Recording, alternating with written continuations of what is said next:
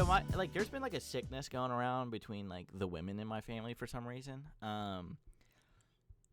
It's like my sister got sick, and then my mom got sick. But now both of them got rid of that original sickness, and now they both have sinus infections. I guess like as a residual from whatever happened. Yeah, that Probably sucks. the flu, I'm thinking. But and my sister's like, getting shit out and like hawking loogies to get the stuff out. But it's grossing her out when she hawks the loogies, so she starts to like go like she starts to gag when she's starting to get the stuff out of her like nose. And she was doing that earlier, and being me, start to go like, like egg her on, and that sets her off even more. And then she puked. You're such a dick. She puked. You're such a dick. But then she puked, and when I saw that, I'm not even kidding around, I fainted from how hard I was laughing.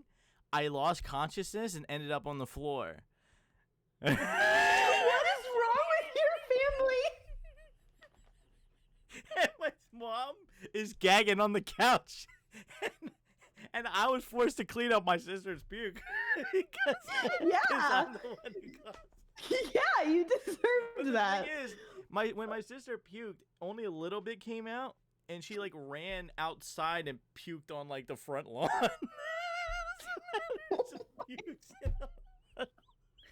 That is disgusting, A. B, you're such a dick. You're such a dick. Third of all, that is insane. That's literally straight out of a sitcom. Yeah, it's like literally, I was like, your poor sister. She can't catch a break. My blood pressure, I guess, like got so high or low from me laughing that I immediately just fell out of my seat onto my face. That is crazy. And then I woke up still laughing. Wait, yeah. Wait, you like fully fell? Yeah, like it was only I was only like unconscious for like a second or two, but like it was just like I couldn't control my body anymore. Oh my god! I just went down. That was one of the funniest things I've ever seen. But anyway, no. What were we gonna say? I was just gonna say I had a similar incident when I was in like 4th or 5th grade. I'm pretty sure it was an autistic meltdown. But okay, yeah, a lot of them. But so it makes sense. Anyway, so I was in the lunchroom, and I forget exactly what had happened, but I had already had like a rough day, right? And I think I was also like really hungry and like lightheaded already. Yeah, I mean, I'm pretty sure that was the year I like went to meet my original friends that I had been friends with all throughout elementary school at recess, and then one of them met me ahead of everyone else to inform me that I should find a new group of friends. Damn. So I probably was having a hard time. Hooking off on people at that point. She literally came up and she goes, I think it would be best if you found some other friends. And then I look behind them, yeah, and there's like all the other girls are like in the pavilion. We had like a gazebo. They're all sitting in the gazebo, like. Damn. And you could tell it was one of those things where like. It was like the main girl like really like steamrolled it, and they just were kind of like not, they were like, oh, she's cool, what are we gonna like, what do we do, that sort of thing. But still, I just want to point out that it's very funny that I told a story about me bullying somebody, and then you were like, I was bullied. What's crazy is that's not even the story I was gonna tell. What the fuck did you well, it's because you literally just said, oh, you're having a hard day. Okay, whatever. I'm like, okay, that was a hard day. And then anyway, but the story I was gonna tell is that I was at lunch, and I think I was also like lightheaded because I hadn't eaten. Yeah. And then I forget who does it, but like, you know how kids will like do a thing where like someone will say something to bother someone, and they'll be like, oh my god, stop, and then everyone else is like, does it extra. Yeah. Like just joins in and like goes hard. So I forget exactly what happened, but someone had like screamed in my face or something, like. Not like mean, they were just being a kid. And I was like, oh my god, stop. Then everyone around me, like everyone like across from me, next to me, starts like, ah! Like yelling like to bother me. And they do that so much and they won't stop. And I literally scream so loud that I lose consciousness. Oh, you lost. And I fall. Well, I don't know if I lost consciousness. No, I think I did. I think I must have first because then I like went like that. My head hit the lunch table, and then it just goes silent, like completely silent because I had screamed so loud. And then my head hit the table. The entire lunchroom goes silent. Yeah. And then I went up to, and then that all happens. I like come to consciousness, and I'm like, hey, considering recent events, can I go to the nurse and call my mom? Okay. And the person who was the like teacher in charge of lunch was like, you're fine, go sit down. That's funny. You fucking lost consciousness, and they said stay. I literally screamed so loud, hit my head, lost consciousness. You're fine, fuck it off. They won't. They'll because they're like, well, that's not going to get anybody else sick. I puke. I used to train myself to puke so that I could go home. I think we talked about that, but I literally would fake it. I'd be like, can I, miss whoever, could I go to the bathroom? I'm not feeling so well. And then I'd stand there for like 10 minutes. Yeah. And then I'd come back and they would be like, that was over the time that you were supposed to be gone for. You're only supposed to be gone for 5 minutes. I'd be like, I'm so sorry. I just threw up. Can I go to the nurse? And I'd put like water on my forehead. That's crazy. Because for me, it's more like if I couldn't hold it, then they know it's for real. You know? Right. No, I still think you didn't need to do all that. It worked for me. It worked every single time for me. But it's also, it's like they knew I was a troublemaker. Super bad. So where no, not super bad. No, that's New Girl. Do you watch New Girl, right? I watched it, yeah. You know that scene where like Schmidt, it's like flashes back to when him and Nick are in college. Yeah. And they're trying to get out of like this quiz or something. Mm-hmm. And Schmidt's like, hold on. Like to Nick. And then he just makes himself vomit. He just and it just like goes down his clothes. And then they're like, he's like, can I go to the bathroom? And they're like, no. They're like, you're fine. Anyway, so we watched Train to Busan. Yeah. That's what we're covering in today's episode. I am devastated. I'll never be okay again. Mm-hmm. That's what I would like to say to get into it. What's your opening thoughts, Joshua? Oh, also, I'm Abby. That's Josh.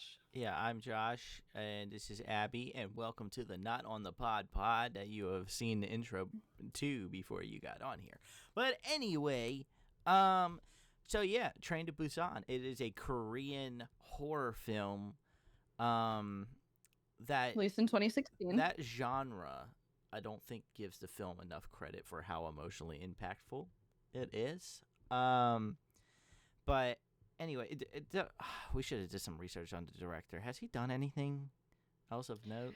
Oh, I have watched a decent amount of Korean films. You can cut this part. Yeah, I'll cut this.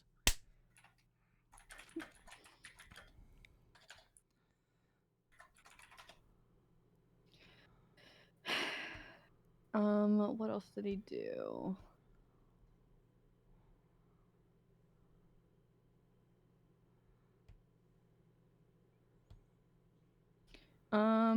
His name, don't know if I'm saying it right. I'm sorry. Is Yeon Sang-ho, and he did. Wait, what? Oh no, sorry, that was an ad. I was like, no way he did that. He made Parasite. Wait,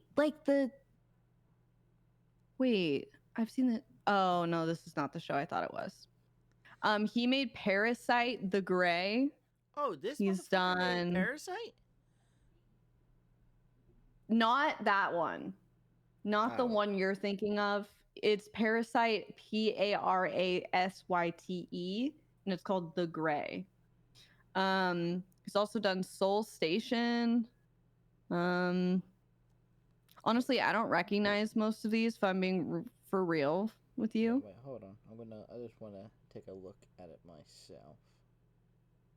Hellbound, Revelations, The Ugly. He has 2 that came out in 2025, Revelations and The Ugly. Yeah, I do. Yeah, I think this is by far Oh, his most well-known thing. he's also was a writer on his last project. I wonder if he was a writer on this on Train to Busan. He was. So he writes his own stuff too. Yeah, That's so cool. he's done all 3 of the Train to Busan movies too. So Yeah. Yeah. Peninsula Cool. and Seoul Station were both part of that. I'm curious about his more recent work. I Yeah. saw, like I said, he came out with a couple things in 2025 that look Hold kind on, of I'm gonna interesting. cut. I'm gonna do the. He didn't really do anything else. He didn't. No, he Great did. movie, He did though. stuff. I Yeah, just don't know. It just doesn't. At least we haven't like heard too much I about. think his most other well-known work. stuff to American audiences would be just the other Train to Busan world films that he worked on. Seoul Station and Peninsula. Peninsula, right? Peninsula.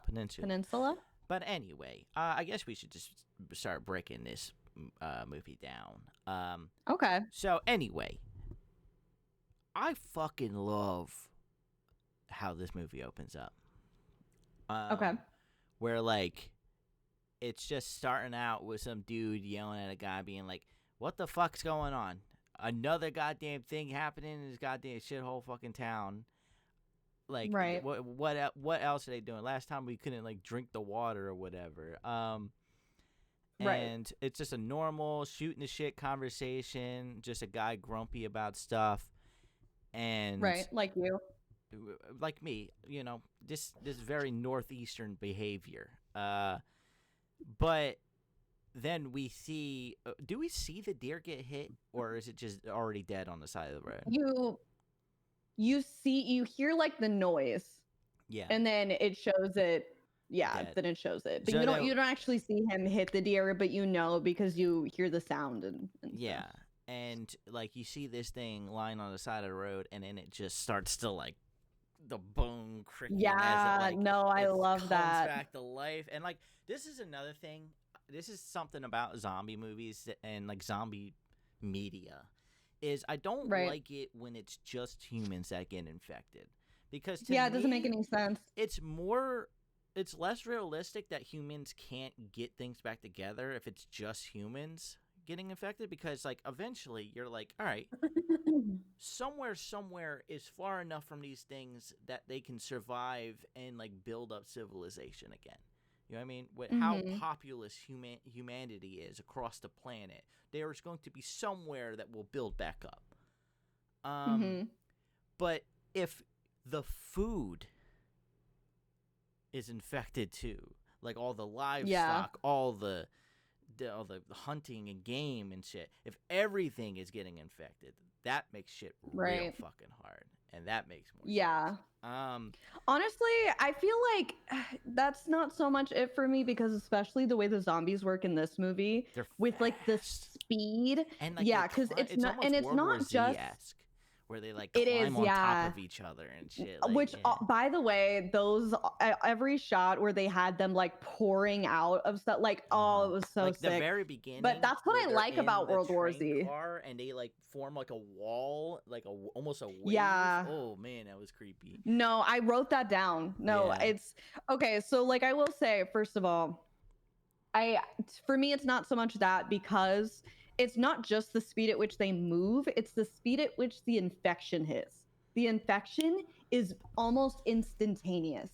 So like for me, it's not so much that, but it does feel more realistic to me that like it wouldn't just be, and especially like I get why they don't do this, but I wish they would have had in this movie, and I wish this for every zombie movie, that they have children. I want to see kids, like kid zombies, and I get it. I get why they don't. I get that it's hard. Head blown off. Yeah. Oh, I didn't think. For me, it was more so. I figured it was just like really hard to get a kid to. You know. Well, yeah, they do, but you don't have to. I mean, there were so many zombies in this movie that weren't like killed. Yeah. So like you could have just had them like running and moving and whatever, which like, but also, I mean, it's a kid zombie. Like, it's not an actual kid. I'd be fine with watching it die, Yeah. I think. But unless you got like attached to the character like beforehand. But anyway, whatever. I feel like we're kind of going on a tangent, but wait. Yeah, we'll get a little sidetracked, but I just want to say one thing that, and it is a slight criticism of the film, is they are pretty inconsistent with the time it takes from infection to change, because sometimes it does happen right away, especially like when like the film wants that to happen, but then it's like every time one of the main characters gets bit, that shit takes like 5 years before they finally change. They get to say goodbye to everybody they love. Like they get to... Yeah, I mean, to me, it does. I do like when there's like a little bit of an inconsistency, like where it's not like on the money. But I honestly, I feel like it still happened fast enough to where it didn't really bother me. Yeah. Because, and we'll get to it, but like especially with our main character towards the end, which, spoiler alert, he dies. Our main character dies, dude. I thought he was safe. I did. Me too. I thought he was safe. I really thought like, and as soon as I like saw the core group of people, I was like, okay, this is who's getting out of here. It's gonna be the pregnant woman, the kid, and the dad. Yeah. I was mostly right. But the dad did not fucking make it, dude. But anyway, what were we talking about before we went on a tangent, though? We were just talking about that deer. That was like the deer was sick. I wrote that down. And first of all, the dude that runs over the deer, he literally hits the deer because he's like leaning over trying to get his phone. He hits the deer, gets out of the car, says, "Oh, what a shit day, brother. You just killed the fucking deer." But anyway, I do really like that they had an animal get infected, and I really liked the visual of it. Like it had it just laying there, and then honestly, I liked the way the zombie movement was in general. I feel like it was really consistent too. Like everyone's movement and noises and like the like cracking noises their bodies would make. It was very as it was like the infection literally just like it was like they weren't. Which obviously they weren't in any control of their body. It was literally like something in them just shot them up. Yes, I love that. It's like the infection was trying to figure out the human body, like what the body that it's in, like how it moves, and it how to control its host. Yeah, it was really, really disturbing and good. I liked it. Yeah. I also really like when a zombie movie has like really fast moving zombies, because to me that makes more sense. Like, I get it. Like, I get the whole slow zombie concept. But to me, like, especially if it's something like, a zombie infection where, like, the whole point is that it's taking over the human body. It does not care about anything trying to stop it. Like, death doesn't even stop it. It literally is, like, its whole thing is just to, like, push forward. It doesn't care about pain. It doesn't care about hunger. It doesn't care about sleep. It doesn't care about anything. It is just like a machine. So it's like, to me, it makes sense that it would be like this uncontrollable, like savage, like high-paced situation. Yeah. So I really like that they did that. I really like the sound design, like on everyone. I feel like every like little zombie extra did incredible. Yeah. Like the movement was just insane. So I do like that. And then where should we go from there? So we've got the deer incident. We could get into. I was gonna say we could get into him and his relationship with his daughter. So yeah, we've got our main character, the father. Also, we apologize ahead of time. We looked up how to pronounce the names. We're stupid, uncultured white people. Yes. And therefore, we are trying our best. But I'm sorry if it doesn't sound like amazing. But they also don't say the names much besides the daughter. So we kind of in general, like, we're not super sure on a lot of these people's names. But our main character, he was the man in Squid Games who basically like stood at the train stations and tried to, get people to sell their. Okay. Well, he plays a role in Squid Games, and he's good, and he is the main character of this movie. And his character's name in this movie is Saku. Is that how we decided it was spelled? I think it is Saku, yeah. Yeah, Saku. and then his daughter's name is Suan. So, So, yeah, which by the way, that's a good child actor. We had this argument. We had this argument a bit ago where I was saying this movie we were watching. I was like, this kid sucks, and Josh was like, she's a child. What? Oh, it's I'm pretty sure it was we were watching The Violent Night. Yeah, we were watching Violent Night. I was like, this kid, respectfully, like this kid is so bad. It's like taking me out of it. And Josh kept being like, she's a kid. Guys, come on. Come on, guys. Yeah, come on. We hear you, friends, but like we can't record every.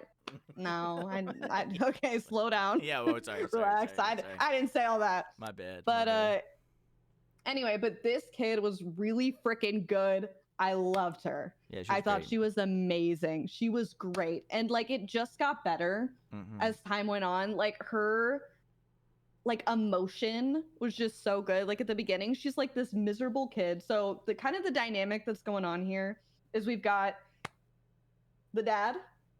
And clearly there's been like a recent like separation / like impending divorce between him and his daughter's mother. Yeah.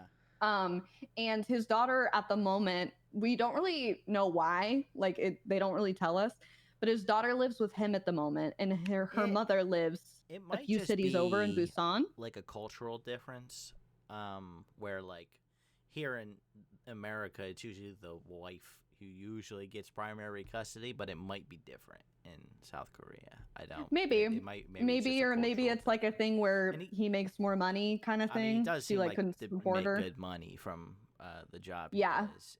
But it's also another thing too. Fuck. Wait. Hold on. I like how you interrupted me to not know what you had. Wait, no. There was an important point I was about to make. Hold on. No way, I just lost it. Wait. Was it about custody of the kid? Yes. Oh, okay, wait. We're back. Okay, sorry about that. I just had a brain fart. Josh felt the need to interrupt me to then not remember what he wanted to say. Because there was part of the reason why I think he has a kid. He seems to be very adamant about fighting his wife for custody of her. He does, in a phone call during like the scene where we get introduced to him at work, where he's basically saying, "You're not taking the kid." Yeah, which like part of it, I think maybe sort of like a animosity thing, but you can tell. Even though he is a bit of an absent father, it is not because he doesn't love her. Yes, he just very, very much good at it. Yeah. He's not great at it. He's like my dad. No, I'm playing. No, I'm not. Anyway, so that's crazy. Leave that in. Yeah, leave that in. Leave that in.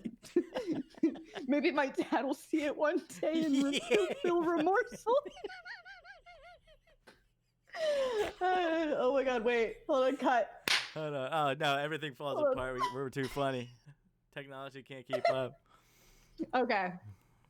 Technology can't keep up. Okay. All right. So anyway, as I was saying though, so that's kind of the dynamic is we've got his daughter who lives with him. He also lives with his mother. So point is though, is that the daughter, what's her name again? The daughter, Suan, is very adamant that they go visit her mom in Busan because it seems like this is just a city that's like it's like a few, a little train ride away, obviously. Away. So it's an hour from like where I am to like DC. That means nothing to me or anyone. Philadelphia area to DC. So yeah, it's like an hour-ish away. New York. And I guess like he's been promising his daughter that he's going to take her for a while and it just keeps not happening. I'm assuming because it's uncomfortable for him. But we end up finding out that it's his daughter's birthday the next day. And she kind of emotionally manipulates him as she should into being like, brother, because he got her a gift that he had already gotten her and forgot that he had gotten. Was it that he got her? Because she said Children's Day. I don't know what that means. It's probably another holiday that they have in Korea that celebrates like people's like it's like a Father's Day but for kids type. Yeah, I couldn't tell like exactly what that was about. So I yeah, couldn't tell if he was the one that got that for her. No, he was just like, that's why. But it's like, because he sent an assistant out to get the gift, right? Yeah, it was probably that. That's why he didn't even realize that he had already gotten her that, and he was just like, oh, that's why they have that awkward moment together. And she's just like, yeah, Children's Day. That's when you got me that one too. So.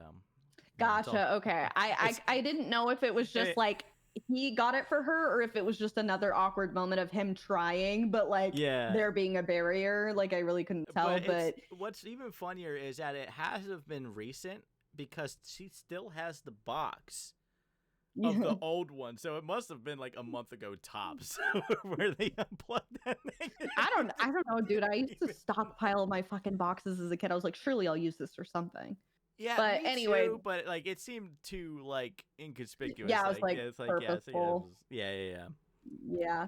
So anyway, she basically tells him like, "Hey, you always be telling me that we're gonna go visit mom, and we just don't. So let's like tomorrow go do it." And so he ends up deciding. I think also like his mom ends up being like, "Brother, take your daughter to go see your mom. Yeah, and like, work things out with your wife." Yeah, work things out with your wife, whatever. I kept expecting, by the way, there to be like some sort of reunion. You literally never meet her mom. You never see. Which I'm fine with. I'm okay with. I think the moment that you don't see her face when he's on the phone with her initially, you're like, she's not a character in this film. She's not. You know, I honestly didn't even catch that, but that's a good point. If we had actually seen her during that phone call, she probably would have something to do, but we didn't see her whatsoever. I think we're to assume that she's probably dead. Yeah, I think so too. Yeah, because and we'll get to that, but anyway, so he does end up agreeing to take her to Busan. And so the next day, and there's also like issues with his work, and I don't know really what it was. About being a fund manager, I don't know. Yeah, I know nothing about that, but there's something wrong, and also there's something with their company. There's some shady shit going on, and also it seems like we learn kind of towards the end when he's on the phone with like one of his colleagues that like the whole infection thing stemmed from their company somehow. Yeah, and it's like I'm not totally clear on why or how, but I'm thinking like I'm not sure what a fund manager is. They probably just taking funds from somewhere else. They're like a money laundering thing. It seems like to me. So it kind of seems like taxes or something, because that's why he was saying like the guy on the train called him a bloodsucker or something. Yeah, like I think he's just someone that like tax collector or something like that. But like he's a tax collector. No, I was gonna say I don't think it is a tax collector, but like something kind of in line with that, where it's like kind of scummy, like scammy. Kind of vibes, but it's not, I'm unsure. But yeah, whatever he's doing, it's not a. I would say not brave, but like, so you don't want your kid to be this type of guy, basically. Right. You know. Yeah, and yeah. So hold on.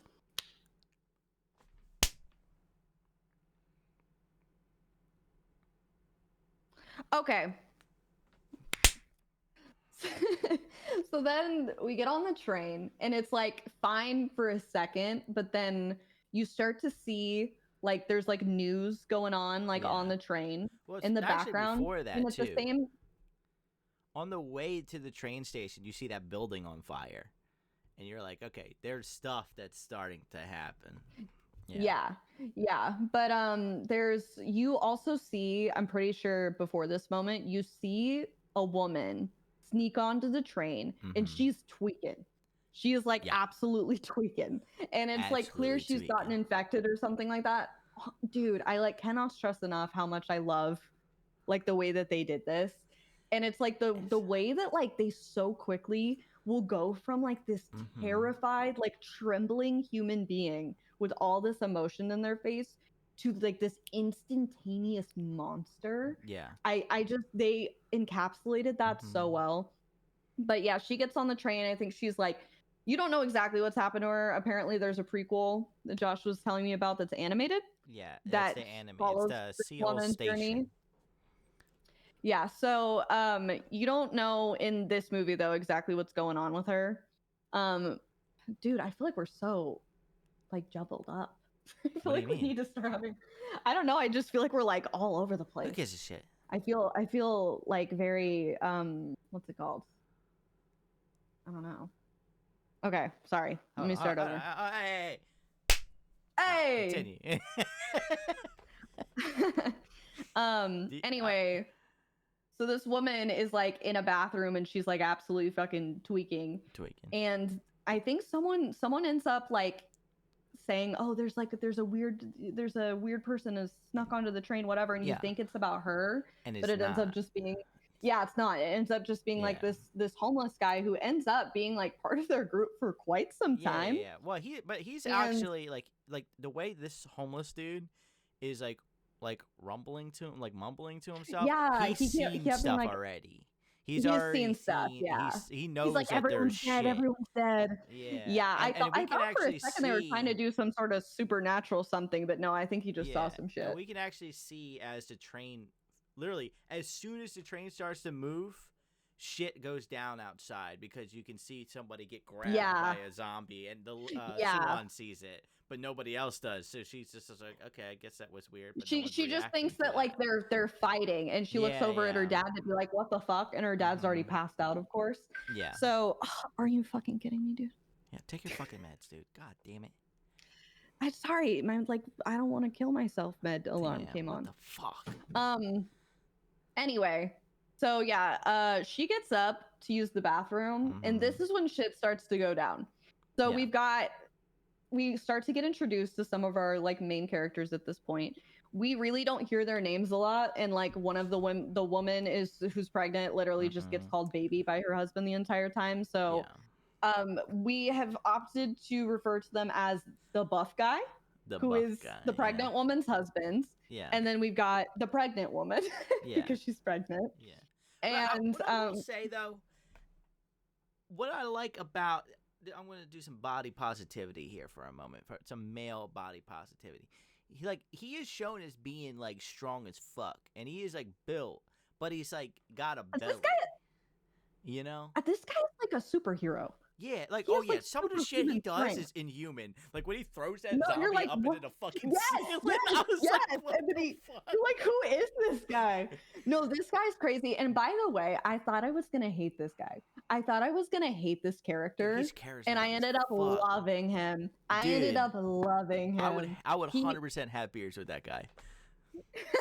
He would have beers with you, you guys. I was literally gonna say he reminds me of you. Yeah. He reminds me of you because he's like a dick. Yeah. But like he's just being a dick. Like he's not like, he doesn't mean it. Because every action he has like a good is heart. Genuinely altruistic.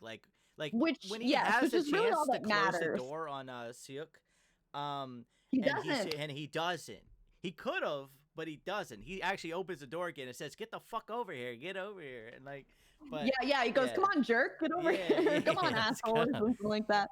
But no, anyway, he genuinely does remind me like of you though, where like you talk a lot of shit, but you're not a good person. Like your actions aren't shitty. Yeah, it's like asshole with a heart of gold type thing. Yeah, I did think I was gonna like I literally wrote down he has this scene where he like points to his wife's belly, because I think that this is when like the little girl Suan has like first started to interact with them. Yeah. And she is like feeling the woman's belly or something like that, because no one has like physical boundaries in this movie, which makes sense. I feel it might be a culture thing too. Like, you know, like... and also like the time, like I feel like it's just now starting to become a thing where you're like, maybe don't touch strangers in public. But anyway, so they're having that interaction, and then the buff dude literally like points to her stomach and goes, "I made that." And I literally wrote down, "I made that, boy, if you don't." If you don't. And then his wife too, like you could tell they have this rapport. And at first I thought he was like, I thought they were setting him up to kind of be like a dick. Like he just kind of like wasn't gonna like be there for his wife or whatever. Could not have been like less of the truth. But you start to realize like as you get to know him that like that's his sense of humor. Like he's kidding.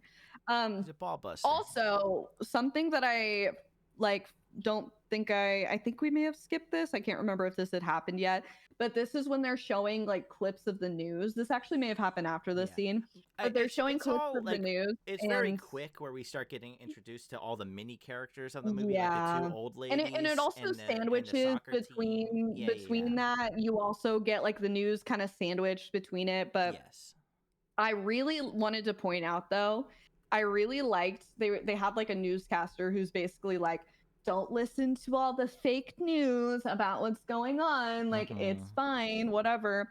And I really love you get this line that the newscaster says where he says, to the best of our knowledge, your safety is not in jeopardy. And as he's saying that, you see the city burning.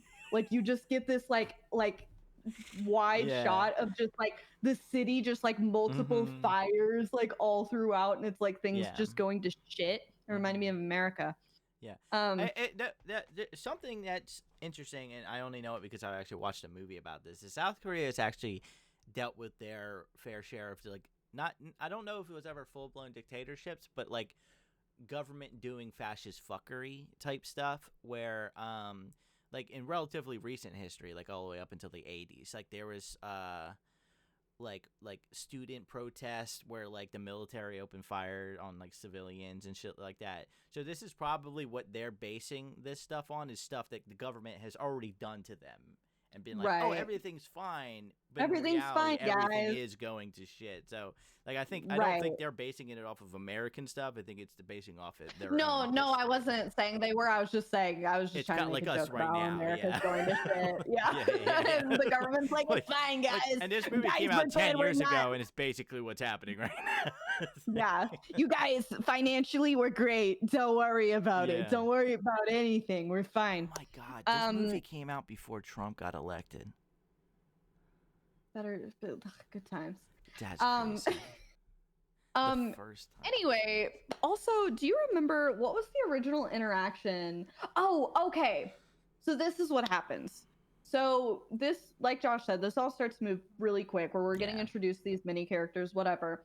What ends up happening basically is that like they start to realize that shit's going down because the tweaking woman, like who was in the bathroom, like trying to deal with her shit, comes out of the bathroom and she's like tweaking down the aisle. And one of the what do you call, like, is this essentially like a stewardess? Yeah, it's like a stewardess. I'm gonna call her stewardess because I really don't know what to call her. But she's basically like a stewardess. She ends up seeing this woman and she's like, "Oh my God, are you okay?" And the woman ends up collapsing because she's like in the process of changing into a zombie. So she ends up collapsing, and then the stewardess woman is like kneels beside her is like, "Oh my God, are you just okay?" Say one thing about this character. Yeah, interrupt me again. Go ahead. I'm What's sorry, up? but no, it's I want to get to it before we move on. Go ahead. Is like this movie. The one thing that this movie does really well is that every character, even if we are only around them for like a minute or two, has pieces of lore about them. Like with this stewardess, we learned that like she kind of has like a flirtation thing going on with one of the stewards when he tells her to like adjust her thing. You know what I mean? And the way they smile at each other. They didn't have to do that, but because of that, it adds. Because of what we just we're about to see happen, you care more about this person that we've only seen for like 2 seconds. You know, so it's really good. But you go ahead and continue. Yeah, no, exactly. Interestingly enough, I like had gone upstairs after I finished the movie. Yeah. And I was like, I'm devastated. Like I told my mom and my sibling, I was like, I am devastated. And Micah goes, How do you even get attached to someone? Like, how do you get attached to this character that you've only like watched 2 hours, of footage or whatever? I'm like, dude, with a good movie. Watched a movie? Micah has, but Micah's more of a show person. And when we do watch stuff, it's usually horror. Yeah. And honestly, with horror, like I feel like you usually don't get to attach to the characters. So like really like the movie knowledge is not super extensive. But I was like, no, dude, if you watch like a good movie, like they can like that, like they can make you grow. Show this. I will. No, I will. I told my mom, I was like, you have to watch this. Yeah. But anyway, no, Josh is like completely right though. You literally do you form an attachment with like every character that you're supposed to. And like you see this woman too, like the stewardess, and also another thing is she's like genuinely cares about this woman that's just collapsed. You can tell. Yeah, Like she's like the humanity is there. She's like she's not and like, she's like "Oh, get calling this for fucking help. weirdo away from me." She's Yeah. immediately like, "I have to help her." Yeah. Even though she's like veiny and disgusting Yeah, and like I would stay the fuck whatever. away. No, I'd be like, do not touch me. Yeah. Yeah. Like, yeah, you go throw up over there. I'm gonna lock this door. Like, No, exactly. But she's like, oh my God, are you okay? You know, holding her. So she calls for help. She ends up, of course, dying. You know, she gets bit. And it's crazy because this woman, hold on, sorry, let me put up my Discord on Do Not Disturb. I'm getting messages and it's okay. I'm worried you'll be able to hear it in my I can't hear it in my thing, so okay. I'm gonna do it anyway because I already started. And it's kind of just distracting me. Yeah, I got you. Okay, I'm ready. But this is like really the moment that made me really, really appreciate the way that they go from like this concerned human to like this monster. Like I feel like the stewardess was like a perfect first person to really spread that infection because she's this very like sweet, like innocent looking woman who is like very, again, like, you know, very caring and whatever. And she gets bit and she just becomes like this disgusting, like horrific monster in seconds. Like the movement, the like noises, the look of it all. It's awful. Anyway, so this creates like a whole and what I thought was gonna happen is I thought like the entire movie was kind of gonna be it like slowly spreading, and I was like, honestly, with the speed of this zombie, I'm like, how are they gonna contain this? Yeah. No, they don't.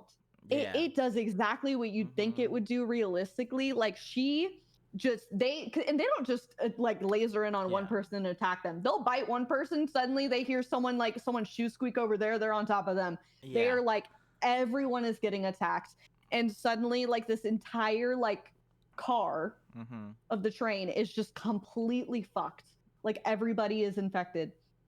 And I honestly kind of forget exactly what happens to where how do they end up like separating things out? Because this is what happens. The vestibule doors. How did they get from one to another? But I remembered the other, like the steward, the one that had been talking to the stewardess. Yeah. He finally gets there to help the woman, but at this point it's already gone. He's just like, everyone get the fuck out of here. He's like, leave. Go. Yeah, he's like, go to the next car, and he ends up getting attacked. Dude, and there are like multiple different people in this movie who are like self-sacrificial to help the greater good. And it's genuinely every single time it happened, I'm like, oh my God. Like this. It's almost like heartening though that they're like, man, these people are still trying to help each other. Like it doesn't. I know. Like there's only like one truly piece of shit character in this movie that we will get to. Yeah. But we'll get to him. And then there's a handful of people that like end up being like really scared and whatever. But like, and they're usually trying to look out for like the whole of the group. Yeah. There is one guy who is completely selfish, only gives a fuck about himself. Yeah. But like there are so many people though, because I feel like the way that I would be is kind of in the middle, where I'd be like, I think helping the greater good, obviously I'm going to prioritize myself. Yeah. But like helping the how can we help the most amount of people? Exactly. Is I feel like where I would kind of be at, which like can feel icky like in the moment when, you know, but it's like sometimes I feel like in a situation like that, you do what you got to do. Yeah. But anyway, so he ends up kind of like sacrificing himself to kind of help people get to the next train. And then they are able to oh my God, we had so many characters who were also just like smart, like quick on their feet. So we've got the pregnant woman and the buff guy, right? We managed to get them all onto the next train and the door shut. And the zombies can't really figure out how to use the doors, but they do see them through the windows and they're like, you know. But the pregnant woman ends up doing something so a pregnant woman ends up doing something so smart. I forget who says it, but someone is basically like, they started to freak out when they saw us.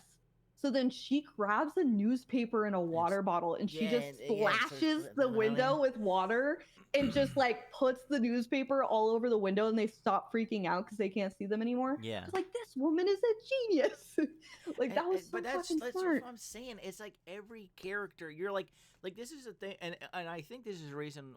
This is what separates a great horror film from a just like run of the mill horror film. Is if you can give me reasons to give a fuck about these characters. You know what I mean? No, you're good. Go ahead. Give me reasons to give a fuck about your characters. Yeah. Because like, and they do. No matter what you're doing to them, unless like the point of your movie is just like gross out shit. But this is the exact reason why I hate the Terrifier films. Shocker, guys. Sorry, guys. Sorry. There's going to be a lot of Terrifier heads that find this podcast eventually. I don't like them. They suck. Sorry. I don't think I'd like them. She probably wouldn't like them. Yeah. All the people in my circle hate Terrifier, and you should too. And this is why you should hate Terrifier. We've changed the topic, actually. Because every character in that movie is insufferable. But anyway, the reason why this movie is so good is because I genuinely liked every fucking character. Like, I didn't want to sing. Even the fucking homeless dude that only mumbles for half the movie, I wanted him to make it out. I wanted him to make it. Yeah, I felt so bad for him. No, I completely agree. But there's so kind of like our main character's arc, like, interestingly enough, like our main character's arc is basically him having to address the fact that he is very selfish. He lives his life very selfishly. And that includes like putting himself above his daughter's wants and needs and whatever. He even which like tells her, don't worry about anyone but yourself. Like, as this is all going on and he like realizes shit's going down, he literally grabs her and is just like, why are you helping people? Do not help people. Yeah, because what happens offers is her seat to the older ladies, and then like, you know, and he's just like, don't do that. He's like, you don't have to do that. You pay in a situation like this, it's you. That's it. Which, like, to a certain extent, I get, but like, really, the whole point is like he is having to address this side of him. There's a point in me saying, oh yeah, so we have this moment where basically, I forget exactly what happens, but this is before the newspaper incident, and I had forgotten to mention this part. Yeah. Is when the buff guy and the pregnant woman are like when everyone's being herded onto the other train. I don't know why exactly, but I'm pretty sure it was like the buff woman and the pregnant woman, or the buff woman, the buff guy and the pregnant woman. Yeah, they both don't make it onto the train car at the same time as everybody else. They're making their way down. They're trying to get in, and our main character, like the dad, literally is like holding the door closed so they can't get in. Like, he is like, which they do have zombies barreling behind them and like, you know, whatever, and I get it's like, scary and I think all it's that, still but made clear that they have enough time to open that door, and they do, but he's and I think it's also like he's worrying about like, are they already infected, which I get, but like the point is that he's just very like, he does not care about anybody else. So he is going to like leave them shut out there. I honestly don't remember why he decides not to. It might be like something that his daughter says. I'm not really sure. Yeah. But he ends up letting them in. And then I forget like exactly where this line occurs, but it's somewhere around here. It may have been actually when he was telling his daughter to like prioritize herself. She says the line, "You only care about yourself. That's why mommy left." Which that line is brutal. Devastating. But it's true. Like, you know, you do see that, but they do a really excellent job at like slowly showing us his arc though. And then so then I put the dude that saved bro's daughter. I kind of love this guy. So he ends up, what happens to the daughter that he ends up originally saving her? Because I had written this down in the same breath as when he also fucking like, oh this is what happens. So they like make it to a stop, and at this point they've like figured out stuff's They all going got down. off. Yep. Yes. Yes. And Yes. the conductor is basically like, hey, unexpected stop here. This place is safe. There's like military that secured this location. And that's why when Seok gets a call, he basically calls somebody he knows in the military, and he says, they're going to quarantine all those people. You can come to this site. And that's why he starts to split off from the group. Yes. When they so he splits off from everyone else. And this is another selfish moment, is he doesn't tell anybody else. No. He literally is just like him and his daughter. Yeah, he's going to take to get this advantage. Wait a second, we have to go tell them. Yes. And he's just like, no, stop trying to fucking help people, you stupid fuck. Exactly. Yeah, but his daughter is literally, that's when it is because she's like, I'm gonna go. She goes, oh great, like I'm gonna go tell everyone. And he's like, no, we're not doing that. And that's when she said, you only care about yourself. That's why mommy left. And then he's like, God damn. But then he ends up seeing like someone in a military uniform that's like all the way down the hall. And we're going back and forth between like the rest of our passengers and like our main character. We go back and forth. We have soccer boy and girl. Who like we are kind of introduced to beginning where it's like it seems like they're dating, but then it's like, or they're very much into each other, but like he's kind of trying to play hard to get, I guess. It kind of gets the vibe. So which by the way they end up being they end up being part of the story, but they're with like the buff guy and the pregnant one, like everyone's together literally except for. But the homeless guy ends up, by the way, we're not like, this guy literally, his name in the credits is the homeless guy. Okay, thank God. But the homeless, I'm not just like saying that for fun. They literally like, that's what it's called. But he ends up overhearing like the call that our main character takes, like with the military. And he's like, I'm going with you, motherfucker. He's like, I'm going with you. I heard what you said, bitch. I heard, and I'm coming. So anyway, our main character though, how do you Saku? I'm pretty sure is Saku. Yeah, I'm pretty sure I think it's Saku. Yeah, Saku. So he ends up like running down the hall to meet this military guy, but then when he gets there, you end up figuring out, oh shit, things have gone a little bit downhill. So this military guy is fucked up, and then it's like switch gears and he goes, help me. Yeah. To our main character, and he's like, help you. And then all of a sudden, like all zombies like in military wear like they're just like come up and attack them up the fucking like escalators and shit. Like, and then while all that's going down, we've got our other people who they're going down like the set of escalators to get to the area where they're gonna be like, hey, we're gonna continue. No one's there. Literally everything has gone to shit.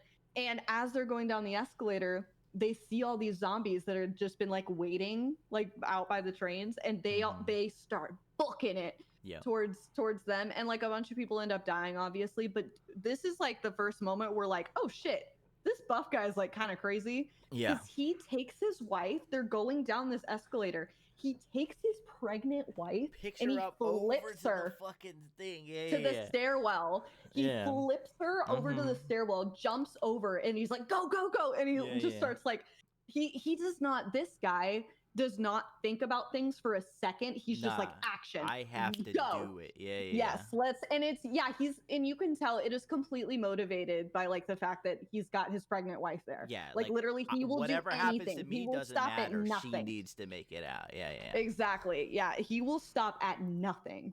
So he does that. Then he ends up, they're going back up the stairs back to where we've split off with our main character. Our main character starts running back once he figures out that there's zombies coming from that end. Yeah. He sees behind him a bunch of zombies that have now come up the stairs, and they are about to attack his daughter, who is standing there looking at him. Yeah. And he's not going to make it there in time.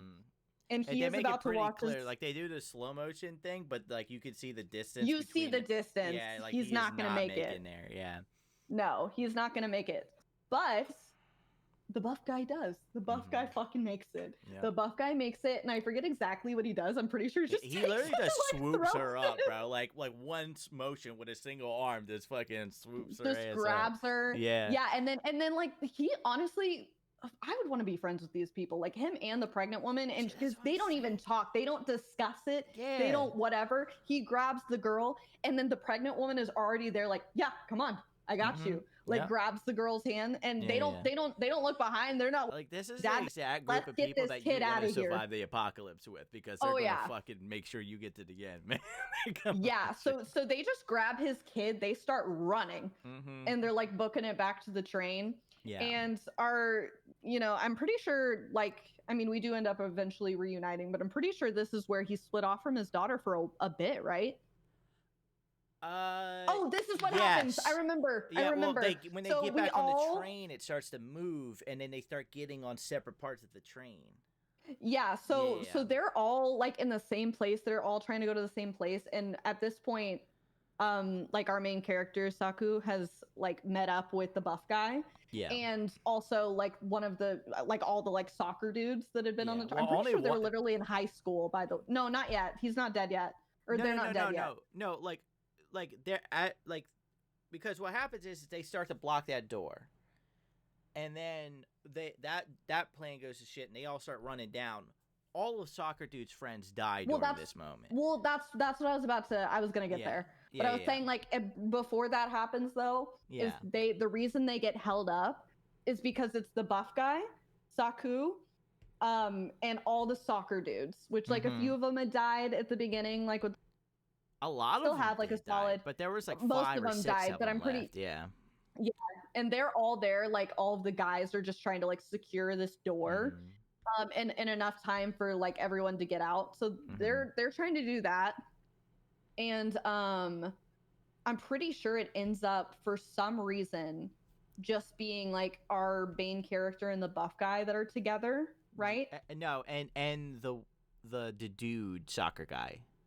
Yeah, and then they get down these set of steps, and he watches like the rest of his friends just get like eaten. Yeah. Yeah, and then our main character, you start to see him like slowly making his shift right here is when he's running to get onto the train.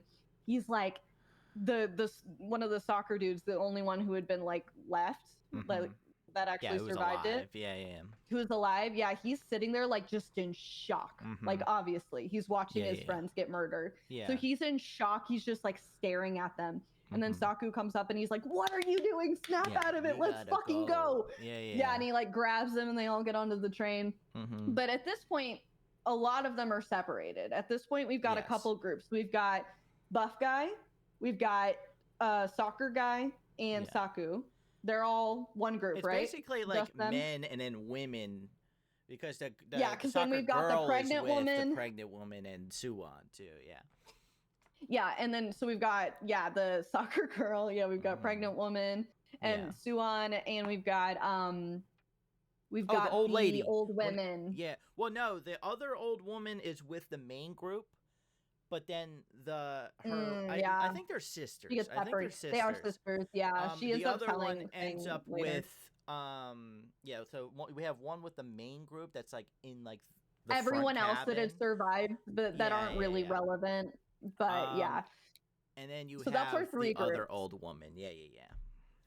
Yeah. So what ends up happening is they all get on the train. They barely make it on, but once they're on there, the buff guy ends up getting a call from his pregnant wife, and they've gotten on the train, but there are zombies like where they're at. So they have stuffed themselves in to this like train bathroom. Yeah. And Which, if so you've it's, ever like, been in a all train of them. bathroom, is very cramped. Yeah, so it's like all of those women and like the girl like all stuffed in this bathroom. I love the pregnant woman's dynamic with her husband. She calls him and she's like, she tells him where they're at, and she was like, "If you don't get your ass over here," she's like, "You get your ass over here right now." And then at first I'm like, is he not going to do anything? Because like he hangs up from the call and he's just standing there. He's just kind Because of like staring off into space, thinking, and then it's like, all right, well, no, how he the was. fuck are we gonna get there? Like, He's trying to come up with a plan, yeah. And then Saku is like, my daughter's over there. Let's fucking go. Yeah. But then Buff Dude's like, hold on, what's your plan? You're gonna go in there. There's a train full of zombies. Because mind you, since they got on at different points, they now have like several train cars full of zombies between like the two groups. Because as two, we saw main in the groups. beginning of the movie, basically, 90% of that train is filled with zombies.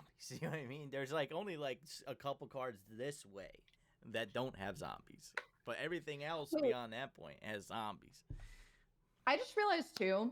This sounds irrelevant, but it'll matter later. Is the soccer girl was not with the women. She was with the main group. No, she was main group. Yeah. Yes. And sorry, I got that confused, but that becomes important later. Yes. So anyway, Buff Guy just like goes into act. Actually, honestly, the main soccer dude, the only one left over, he kind of went into action. He like started, opens his bag. Yeah, putting things on me like, well, they can't bite me through this. And then soccer and Buff Dude was like, all right, hell yeah, let's fucking do this. So they just start, they duct tape their arms. And then like before they had gotten on the train again, the Buff Guy had ended up picking up this shield, like one of the military shields, and also like a baton, I think. And then the soccer guy has, he could not have been playing soccer. They had bats.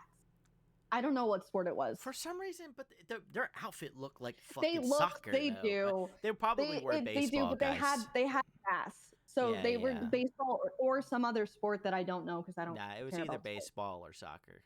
Yeah, it was probably baseball. I mean, if they had bats. There was a lot of bats on there. Why the fuck did we keep calling them soccer? Because it was very obvious they were baseball. I was just following you. I was following your lead. Maybe I'm like, other countries besides the United States love soccer. So I'm like, it's got to be a soccer. Well, then I forgot Asians love baseball. I'm not going to lie. It may not be baseball either, but they have bats is the point. It's baseball. So they, okay. You're real sure about the baseball soccer. Baseball boy, baseball girl. There we go. Bing, bang, boom. Boom. Okay. Bing, bang, boom. So anyway, the baseball dude and, all of them, they end up like wrapping their stuff up. They've got their shield. They've got the bats, whatever. And Buff Guy is like created this plan where he's like, all right, I'm going to go in the front. And then baseball dude's going to be in the middle. And then our main character is going to be at the rear. And basically we're going to be like on all sides, like making sure that like we don't get attacked. So they do this and it actually works like pretty well. The first train car and Buff Dude literally, this is the moment where Buff Dude literally takes one of the zombies and like, get there, bro. Like on WWE, like slams. I'm like, there is no. When I saw that, I'm like, this dude's making it out. I'm like, this dude's right. I'm like, he's invincible. So this is all I literally am pretty sure he was having like one of those like adrenaline. Oh yeah, just where you like start doing things you couldn't do. Yeah. He's like, I gotta get to my pregnant he wouldn't wife. have done just for himself. Like it was like purely fueled by like my pregnant wife. Yeah. And so they get through the first car. Okay, the second car, they're like still seem like they might be fine, but it starts to look a little dicey. And then they go through a tunnel, and it gets dark. What happens is not only I think they get through two cars, and then they get to a third car where baseball dude's teammates are, and he doesn't want to fight them. Oh, that's what it is. So he freezes while they're getting like attacked, because he's watching his. They go through the tunnel. And then, like, all of a sudden, it stops, like, You're right. And it's so sad, too. Like, it is, like... because he's a kid. And this kid's young. Like, he's like, in high school. You can tell, like, at the most college. But, like, I'm pretty sure this is supposed to be, like, a high school... like, they're traveling for a game kind of thing. Yeah. So they're young. And he is watching this train car full of his teammates. They're all in uniform. And he's watching them, like... And he just can't do it. He's like, which he's a kid. Like, he's of course. He's a kid. Yeah.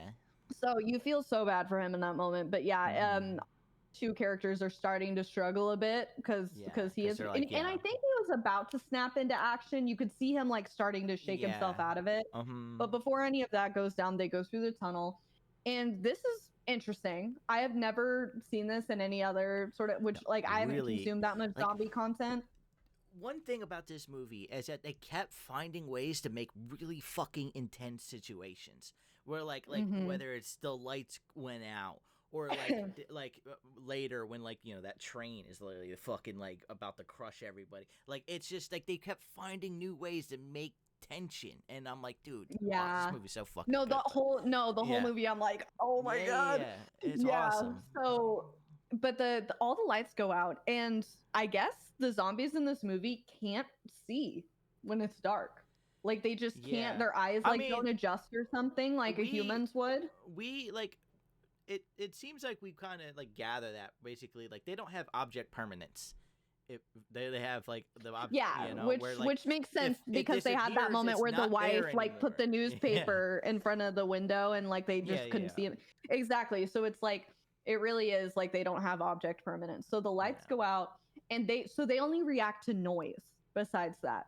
Yeah. And I forget if this is before or after they end up saving the group, but like our main character Saku ends up figuring out like this fun little trick where he grabs like the buff dude's phone and he like slides it like down the train car. That's so they at first they start to like use the bat and like knocking on places and like it gets the zombies to shift, and then they have that final train car before they get to them. And that's what they use the phone to get them out of there. They use the phone. So he like slides his phone and he calls it. I like how he uses his phone and not his own phone too, which is funny to me. It's just like, I'm gonna fuck your phone because we're not getting that one back. And then he says his phone is his ringtone is tacky. Yeah, that's right. But so he calls his phone and it makes all the zombies. He goes, "Can I change it?" and then the fucking baseball guy is like, brother, because he's like a kid. He's like, yeah, you can change it. Anyway, so all the zombies go that way. They end up being able to get to his wife, and I loved this moment. They like open the doors and like the buff dude sees his wife, and you can tell she is like so relieved to see him. And like he's so relieved to like and she like hits him or something. She's like, "Oh my god!" Like that moment of just like, "Fuck, I didn't think. Oh god, I thought you were dead." Kind of. It's like the fact that you and it's part of her. It's just like it's like mad that he like risked his life to get to her, but at the same time, so thankful that he did risk his life to get to her. You know, it's just such a like a natural dynamic that they have. Like they really did a good job selecting those two to be I agree opposites. I agree, their chemistry was really good. And then you have our main daughter and like and I really liked the main character. What I like so much about him is like he's very subtle in like most of his moments, and which makes sense because he's supposed to be this kind of like hardened, like he's a distant, put together businessman, like, who's not very emotional, not very whatever, but he sees his daughter and he just like slightly like smiles, and like and then she sees him and is like happy to see him, and like it's just I don't know, it's this moment, and clearly he's been like trying to like get his daughter and like get his daughter's affection, and like the fact that she's like had been worried and was like happy to see him, I think was I love that moment. And then hold on, pause, because I want to make sure I don't like pass any of my important notes.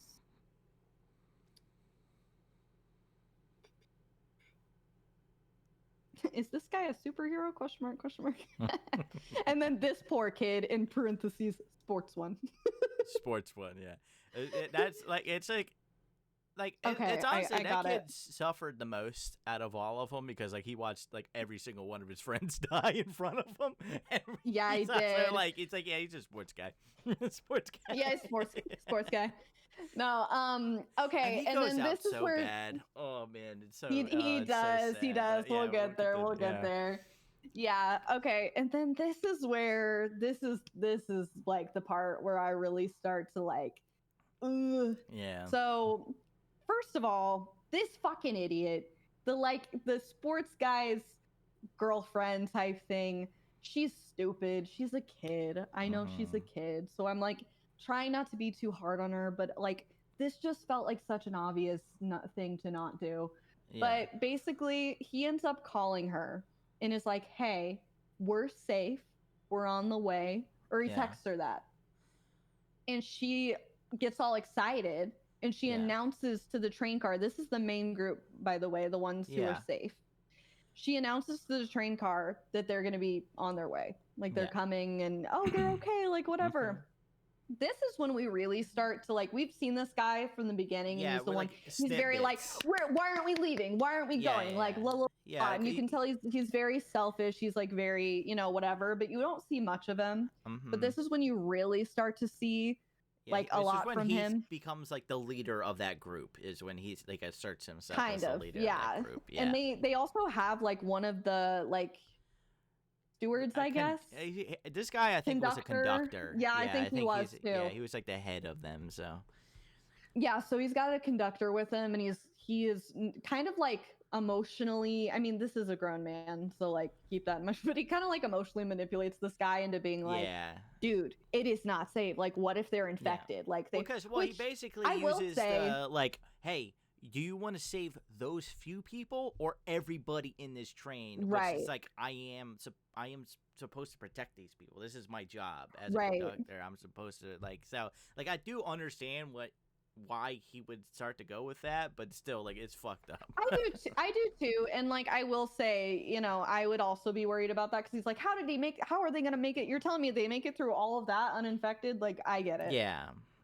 But he wasn't like ever like he'd never had good intentions. It was literally all just because of him. It was not that. Yeah. So this is where shit starts to go down, though. So he kind of like convinces everyone in that car that it is not in the best interest to let them in. Yes. And they have started to secure the door to where they literally can't get in. By the time they have made it here, they make it through this train car. Oh, this is what happens. So they're making their way back with everyone through like they've decided now that they're only going to travel when they go through tunnels because of like the fact that the zombies can't see. So they've decided they're only going to move through tunnels. They're doing that. The homeless guy, he at some point previously had injured his like ankle or leg or something like that. So when he's getting down, they have like realized that like they've kind of run out of distraction. So what they end up doing is they end up getting onto like the little, you know, the like little racks where you put your baggage. They end up crawling onto those racks. That big ass guy ain't getting up there. That's crazy. That is crazy, but that was also very smart. Yeah. So they get up there and they're like crawling through, and they all get down safely and are about to make it to the car over. And then because there's another like safe car that's like right before you get to the main group. Yes. Yeah. So they're all about to get through, but then the homeless guy is the last one to get down, and when he does, he like trips or something, and he ends up making noise. And it's enough to where like the zombies are like, oh no, hold up. He gets down and then he slips, and that causes a thud. The rest of them make it out, but him and Sook, what's his name? Sook? Saku. End up trapped together, and then they are able to get out because there's a single zombie that like went through, and then they distracted him to go back that way, and then homeless guy gets to stand up and go, and then he steps on a can, and that's when everything. Steps on a can, and that's when everything falls apart. Yeah. And they are able to get them all through, but by the time they get the door shut behind them, it's not fully shut. Like zombies at this point have like been rushing the door. Yeah, they're like they have their arms through. They're like and they've got like a million of these zombies just like trying with all their might to open this door. And so they have it's mostly just the buff guy that's like keeping the door closed. Everyone else is like making their way to the next car over. Yeah. They get there, they start to realize, hey, we're knocking, no one's replying. Yeah. We're trying to open it, it won't open. It's not open. And then it shows what's going on in the car over. You've got like several men tying like neckties to like secure the door. And this pissed me off so bad. They have one of the dudes with the girl. They're like holding her, manhandling her, covering her mouth so she can't speak. Yeah. Which like, what the fuck, dude? Yeah. Like, anyway, so they're doing that, and basically this whole situation ends up costing most of these people their lives. Yes. So The vast By majority the way, of people, yeah, their lives. old woman is still with the group, the now reformed main character group. So, Right. yeah. But it's only one of the old women are though. Yeah, but the other one's with the main group. Yeah, The other one is with the other one's with Yeah. the main group. So Mm-hmm.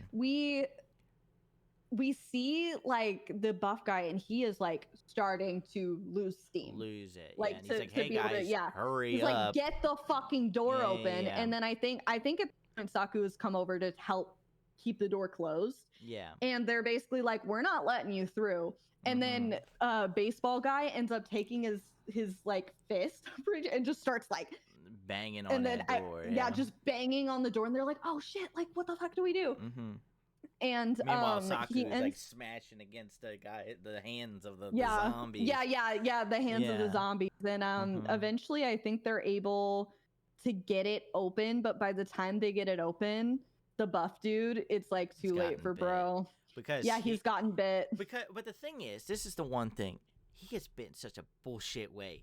Why did you grab it like that? That is not going to help you keep the door closed.